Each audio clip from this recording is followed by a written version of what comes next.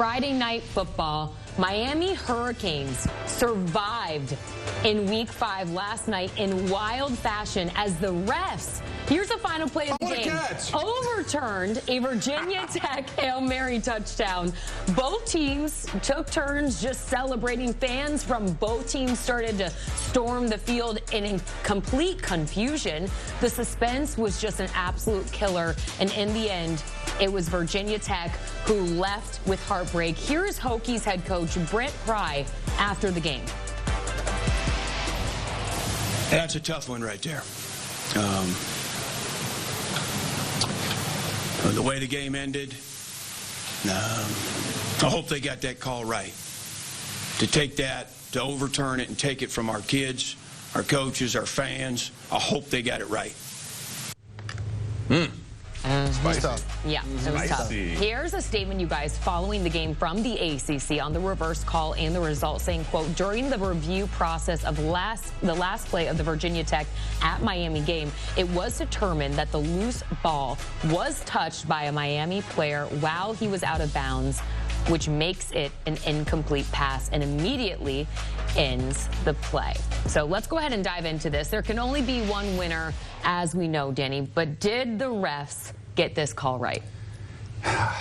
Yes, I think they did. I wish we would have gotten that explanation from the ref last night on the field, or at least have the ACC Command Center come out with that explanation right away, because there was a lot of confusion. Brent Pry hadn't heard it yet. He's like, I hope they got that call right. If he would have heard that, I think it would have been an easier pill to swallow. No one likes to lose, and I hate when it comes down to a call, right? And it's a controversy, because all of a sudden, this is going to be a play that Virginia Tech fans are going to feel burned by for quite a while. They may never get over this, because they played well enough to win. They played awesome. Yeah, they did. And it comes up short. But ultimately, I do think the officials got it right.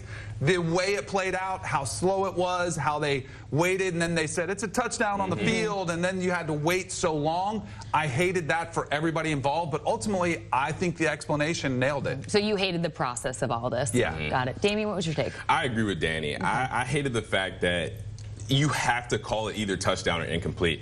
Based on the way the replays and they look at things on the field, they want to make a call that they have to be definitive to have to change. I didn't think it was a definitive touchdown to begin with. So from my perspective, it almost would have been easier to call it incomplete just because there was so much uncertainty. And like when we talked about this morning before we got on the show, my explanation was kind of the same as the ACC's. I saw a couple of guys on the ground fighting for the ball. As soon as it touches somebody, it's a dead ball. So that immediately made sense to me.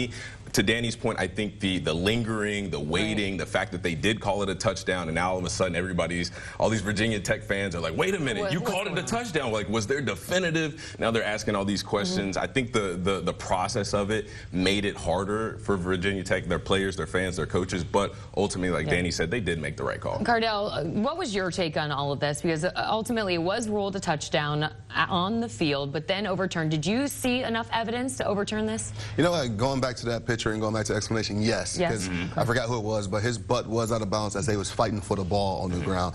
It sucks that, you know, they put themselves in that position to have to try to go for that game-winning drive, because to me they had this game won. 6 minutes left in the game, up 2 scores. It's just like, how do you even find yourself in that position? And then 2, Hail Marys, and Daddy noticed as a quarterback and happened to, I don't know if you ever had to throw any, but you know, we practice a lot of them.